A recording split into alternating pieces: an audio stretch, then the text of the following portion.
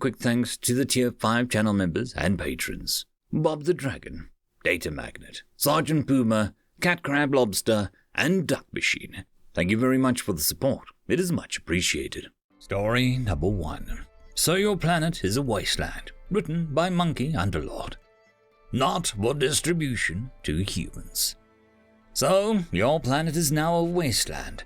Maybe it was a natural disaster, unrestricted warfare, or scientific research gone horribly wrong. Whatever the reason, one of the worlds your species once lived on is no longer suitable for life. In most cases, your people can just move on and find another suitable planet amongst the millions in the galaxy. But what if there was something you've lost on the planet that you still need? Maybe it was your cultural history lost on your homeworld, or valuable military knowledge or technology in a devastated outpost.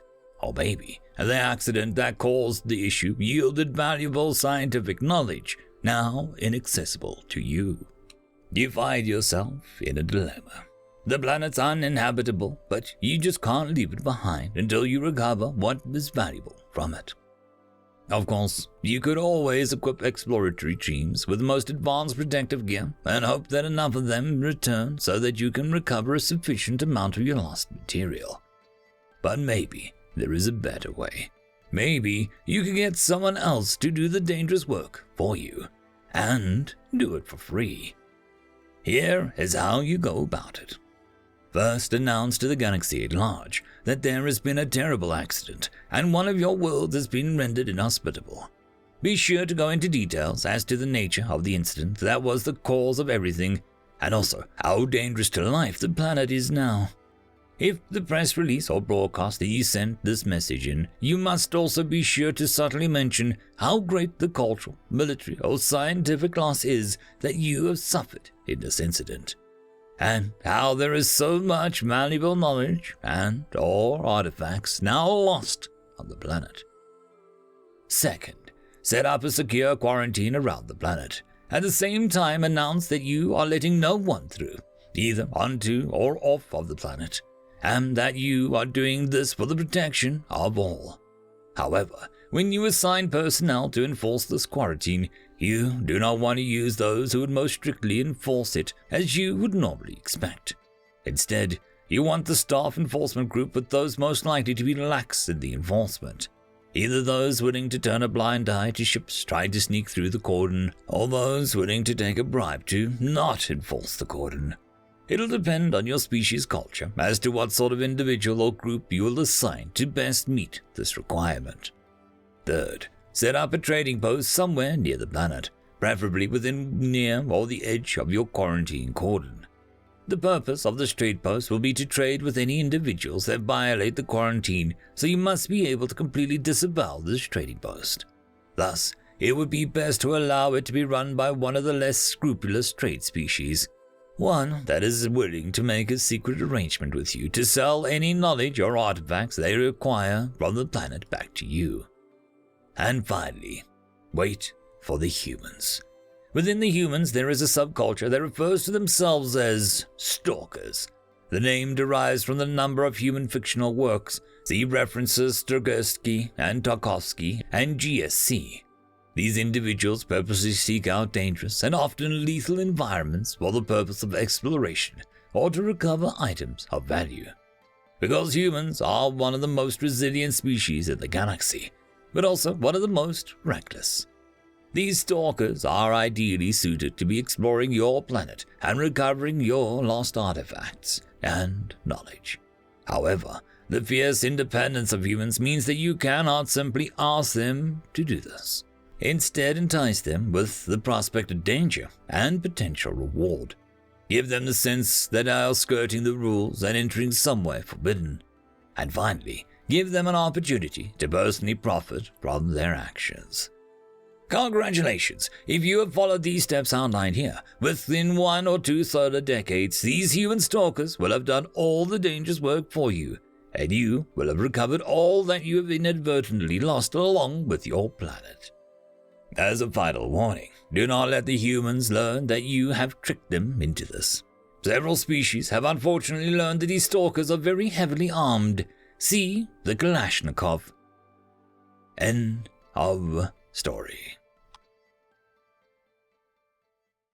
Story number 2. Enough with the pack bonding. Written by Redshift Razor. Jeremy, why is the Colossi Broodmaster acting strange? What do you mean, strange? Well, you do know that they're vicious killing machines, right? Where are you going with this, Blob? Where do you think I'm going with this, Jeremy, given that it's nuzzled up against your leg? Fine. I'll put her back in her enclosure. You happy now? After you've ruined all my hopes and dreams. If you don't hurry up and put her back in her enclosure, I will actually ruin your hopes and dreams. It's not like I've done anything major. Isn't taming the creatures we come across on our travels the reason why you hired me? Yes, but past a certain point it is annoying. We were meant to deliver her to the Antares Science Council as close to her natural state as possible. Is being overly attached to you, natural? For a lot of people, yes. Upon hearing this, the exasperated Blob cradled his head in his hands. Please, just listen to what I'm saying. Anything goes wrong with the delivery, and I'll take it out of your paycheck. Oh, come on, Blob. You know I got help pack bonding with every type of creature we come across. Even the Lycian bloodworm. It pack bonded with my blood vessels. Hearing this made Blob cradle his head even more, a heavy sigh escaping from his lips. Well, it's not just the specimens you're causing problems with, is it? Even the shipboard AI acts strange whenever you're around. You know, the other day I tried to get the mocha from the coffee machine, but it said no. When the fuck did the coffee machine start saying no? You gotta respect its choices, man. No means no. How about you try and back bond with it? That should sort out your problems. Jeremy, if you don't fix the AI, I'll back bond you with your mother's womb. Fix it now! Okay, damn, just give me a few hours. Few hours later, Blob decided to leave his quarters, since his long-awaited mocha should have been available. He approached his door, only to be greeted by Jeremy rushing into the room and locking the door behind him. What the fuck did you do, Jeremy? Jeremy panted a few seconds before replying, Why do you assume that I did something? Because you humans always do. Bro, I'm pretty sure that's racist. I'm a different species, doesn't count. Jeremy seemed to mull it over for a few seconds before deciding to enlighten the captain as to what was going on. Well, you know how you asked me to fix the AI? Yes, so, what went wrong?